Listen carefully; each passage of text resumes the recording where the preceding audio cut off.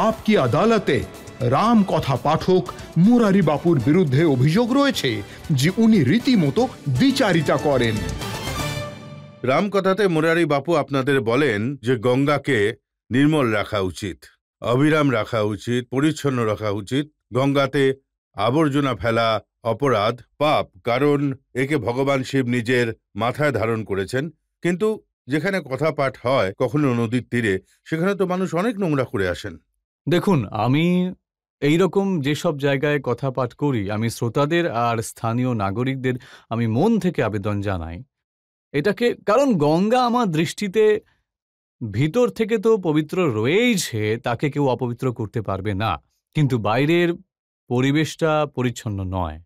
তো আমি তার জন্য মন থেকে বারবার আবেদন করি যে এমনটা যেন না হয়। আমি এ ব্যাপারে যথেষ্ট সক্রিয় থাকি। আপনি সবসময় বলেন যে জাতপাত থাকা ঠিক নয়, জাতপাত নিয়ে কথা বলা ঠিক নয়, কিন্তু আপনি কখনো হরিজনদের মঞ্চে ডাকেন, আবার কখনো আপনি দলিতদের ঘরে গিয়ে খাবার খান, তাহলে জাত নিয়ে ভাগাভাগি তো হলো। সর্বম খলু ইদম ব্রহ্মা, এটা উপনিষদের সূত্র, আর তুলসী সেটাকে হিন্দিতে ভাষান্তরিত করেছেন শ্রী রামময় সব জগ জানি করৌ প্রণাম জোরি যুগপা। আর যে রামের রুটি আমি খাই তাকে গেয়ে থাকি, সেই রামই স্বয়ং শবরীকে বলেন। যখন শবরী বলল যে আমি নিচু জাতের রয়েছি, অধম জাতিতে যে জড়মতি ভারী এই শব্দ বলল, তখন রাম বললেন জাতি পাতি কুল ধর্ম বড়াই। শবরীর মধ্যে জাত পাত কুল ধর্ম কিছুই দেখিনি আমি শুধু ভিতরের ভক্তিটা দেখতে পাই। তো সেই সূত্রে আমি সবার কাছেই যাই। আমি কাউকে এই জাতি আর বর্ণের ভিত্তিতে দেখতে আমি চাই না। তো সেই জন্য আমি সবাইকে এই ভাবনা থেকে দেখি, তো সবার কাছে যাই। আজকাল তো হনুমানজিরও জাত বলা হচ্ছে। এখন তাহলে কি করা যাবে? যোগী আদিত্যনাথজি বলেছেন যে উনি বঞ্চিত দলিত হলেন হনুমান। দেখুন, যোগীজির প্রতি আমার পুরো সম্মান রয়েছে, আমাদের পূজনীয়, কিন্তু উনি কোন রেফারেন্সে বলেছেন আর লোকজনও হয়তো কিছু বলেছে। কেউ একজন বলেছেন যে হনুমান তো আমাদের একজন ইসলাম ধর্মাবলম্বী বলেছেন যে হনুমান যে যেমন নাম হয়ে থাকে সুলেমান, তেমনই নাম হলো। তো আমি তো স্বাগত জানাচ্ছি উনি এমনটা বলেছেন। তো হনুমানজির একটা ফটো নিজের ঘরে রাখুক আর হনুমান চালিসার পাঠও করুক উনি। সত্যিকারের তাহলে হনুমান রহমান হয়ে যাবেই। আমি চাইছি, কেউ একজন বলেছেন হনুমান হলেন জৈন, এসব দেখছি খবরের কাগজে আমি। তো এইভাবে সবাই হনুমানজিকে গ্রহণ করছেন, কারণ বায়ুকে তো গ্রহণ করতেই হবে, পবনকে তো বেঁচে থাকতে হলে পবনকে গ্রহণ করতেই হবে। আর হনুমানজি হলেন পবন পুত্র, আর এই পবন কখনো হিন্দুও হয় না, আবার মুসলমানও হয় না, না কোনো ব্রাহ্মণ হন, না কোনো ক্ষত্রিয়। পবন হলেন জাতি মুক্ত, 5টা তত্ত্বই জাতি মুক্ত: জল, বায়ু, পৃথিবী, আকাশ আর অগ্নি। এদের কোনো বর্ণ নেই, কোনো জাতি নেই। কেউ যদি কিছু বলে তো সেটা তার দায়িত্ব। আমি কিন্তু রাজনীতির লোকজন খুব ইন্টারেস্টিং কথাবার্তা বলেন। অতুল কুমার আঞ্জান, যিনি কমিউনিস্ট পার্টির নেতা, উনি বলেছেন যে হনুমানজির ব্যাপারে বলা হয়েছে যে লাল দেহ লালি লসে, তাহলে তো ওই লাল রং মানে উনি কমিউনিস্ট হয়ে গেলেন। এখন দেখুন রাজনীতিতে কি হয় বলুন তো, এই সাম দাম দণ্ড ভেদ হয়ে থাকে। সারা বিশ্বের রাজনীতিতে 4টে সূত্র হয়ে থাকে। আমি রাজপীঠের ব্যক্তি নই, আমি ব্যাসপীঠের।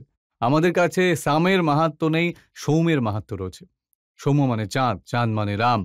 আমাদের ব্যাসপীঠে দণ্ডের মাহাত্ম্য নেই, তো দোষীকে পবিত্র করে তোলার মাহাত্ম্য আমাদের রয়েছে। যেমন ঋষিমুনিরা দণ্ডকে বনকে পবিত্র করে তুলেছিল। ব্যাসপীঠে দাম হয় না কোনো মতে, দামন ছড়ানো হয় ওখানে, সবাইকে স্বীকার করা হয়। ব্যাসপীঠে কখনো ভেদ হয় না, ওখানে বেদ থাকে।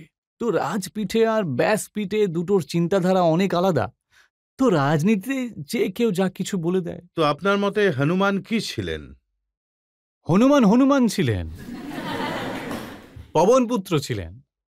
তাহলে হনুমানের কোনো জাতি কোনো না। আপনি যদি ওনাকে এইভাবে বর্ণতে ঢোকাতেই চান, সেই ক্ষেত্রে বলি উনি বেশ কয়েকবার ব্রাহ্মণের বেশ গ্রহণ করেছিলেন। রামের সঙ্গে যখন প্রথম দেখা হন, বিপ্র রূপ ধরি কপি তহং গন্ত, ব্রাহ্মণের বেশ নিলেন।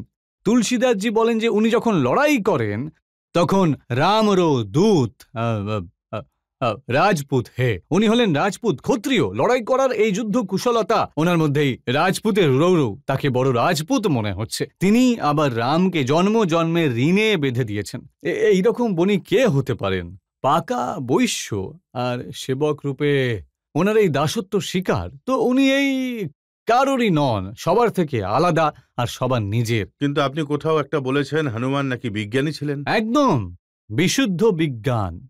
হনুমান যে বিজ্ঞানী, নো ডাউট। কারণ সীতাকে খোঁজার দায়িত্ব হনুমানকে দেওয়া হয়েছিল। হনুমানের থেকেও বুদ্ধিমান আর বলিষ্ঠ ব্যক্তি ওখানে ছিল রামের কাছে, কিন্তু হনুমানকেই, কারণ শক্তি কোথায় লুকিয়ে রয়েছে সেটা বৈজ্ঞানিক ছাড়া খুঁজে পেত না কেউ। আর হনুমান বৈজ্ঞানিক ছিল, আর বাল্মীকিও বিজ্ঞানী ছিলেন। সেই জন্য গর্ভধারী সীতাকে কোথায় রাখা যায় সে ব্যাপারে বাল্মীকি সিদ্ধান্ত নিয়েছিলেন। শক্তি যে গর্ভে রয়েছে সেটা বিজ্ঞানীই বুঝতে পারেন। তো হনুমান যে বিজ্ঞানী ছিলেন এতে কোনো সন্দেহ নেই। খুব ভালো হলো আপনি হনুমানের ব্যাপারে বললেন। এখন এই কন্ট্রোভার্সি আমার মনে হয় শেষ হয়ে যাওয়া দরকার। আর আপনার মতো তো হনুমান সকলের। একদম একদম।